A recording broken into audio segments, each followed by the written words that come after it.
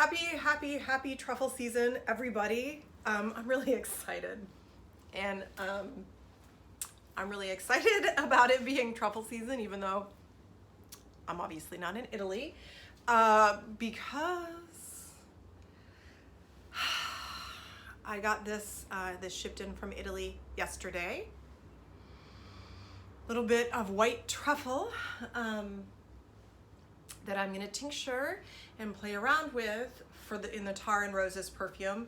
I've got my master batch aging here, but there are some things I work in layers. There are some things that I add later as things develop. I know a lot of you probably know Layla of Fume Fragrances, and she did a really cool perfume on truffles for Scent Trunk the other year, and we wound up having all of these conversations about truffles, and she was smelling through all of them, and it was just a lot of fun to vicariously hear everything that she was going through in her exploration of truffles.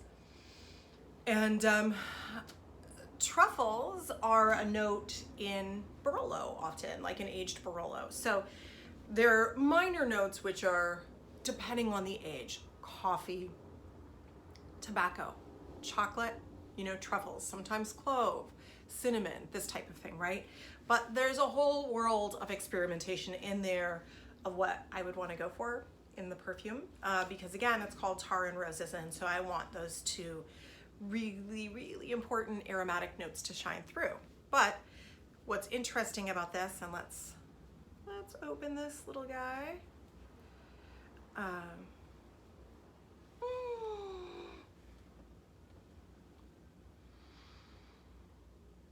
What's interesting about this from an aromatic perspective, and again, there's so many types of truffles, right? You can have ones that you get at the farmer's market or in Oregon, but white truffle, which they call the white diamond of Piedmonte, right? White truffles from Alba or the Piedmonte region.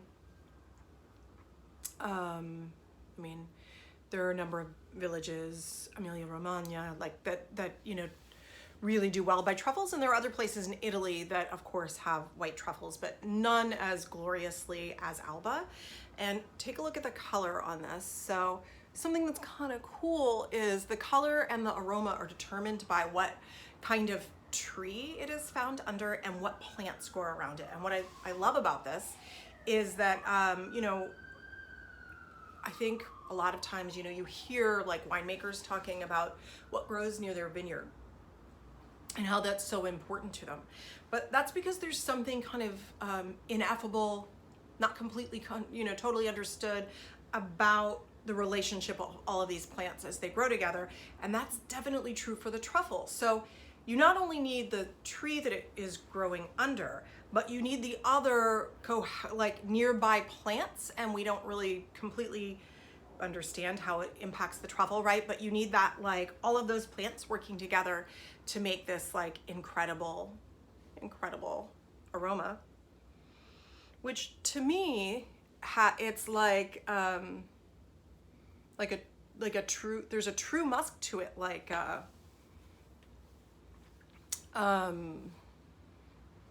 deer musk kind of thing, garlic and ambergris. If those three things could kind of coexist, that's very ambergris in some respects. Like, it doesn't have that salty oceanic, but it's got that smooth kind of edge, kind of really neat. Sorry for that little interruption. In that small amount of time, I had to go pick my daughter up at school because somebody tested positive. So I guess 8 days quarantine for me and Tehani. But to continue, kind of interesting. So truffles are really like mushrooms that grow underground, and they're in decline because of climate change, which is also why they grow so well in Langhe in Alba, which brings me back to Barolo, which is made from the Nebbiolo grape, which has to do with the clouds you know, drifting in and out. It's just this incredible cloud fog this time of year. And it's this like just tremendous like, you know, moisture, but also just this beautiful, like if you look at photos of it, just beautiful mist that goes in and out over those hills in Piedmonte, like just gorgeous. So, you know, that I think contributes. And again, back to what grows together goes together. The truffle and Barolo, you know, have a really undeniable relationship for sure. But the different ways that this has been described, so this actually mimics apparently mammalian pheromones, which is quite interesting. And it's been described as everything from body odor to hay and honey, to garlic and shallots, to like having a creamy quality. Like a funk, there's like that, you know, a little of that oud, to use the wine phrase, barnyard, you know, oud barnyard kind of thing to it, right? But you can't quite describe it, which is what I love. There doesn't seem to be appropriate language that really captures what this smell is. So I'm excited to see what it does with the, you know, whole ingredients and with something that is, you know, fundamentally a wine. That's what's going on in there. It's literally is a perfume that is a wine.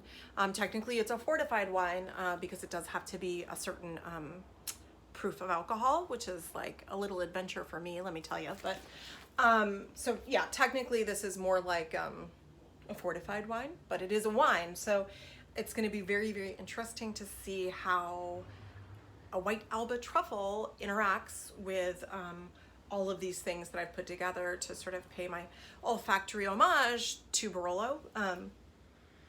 Because, you know, it's also a lot of plants that grow in Alba, a lot of like secret little herbs and flowers. And so I'm very curious to see like how they all blend together, you know, outside of a culinary setting. So that's so much fun. Anyway, I am going to save some of this to put over some tortellini for lunch because you know what?